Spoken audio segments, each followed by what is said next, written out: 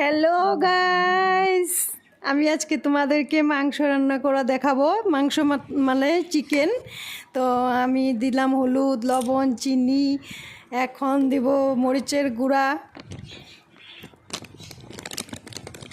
তারপর মরিচের গুঁড়া দেওয়া হলো। তারপর আজকে মরিচের গুঁড়া না শেষ হয়ে গেছে, বুঝেছো? তো আনতে বলতে ভুলে গিয়েছি, তো যা ছিল সেটুকুই দিয়েছি প্যাকেটে। তো এটা মরিচের গুঁড়া মানে ঝাল না। তারপর দিলাম জিরের গুঁড়া।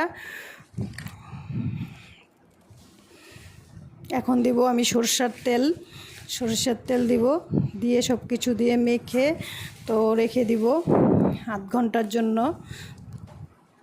তারপর এই দেখো মাখছি, মানে মেরিনেট করে রাখবো ভালো করে মেখে সুন্দর করে। তো আমি এটা মেরিনেট করে রেখে দিব আধা ঘন্টার জন্য।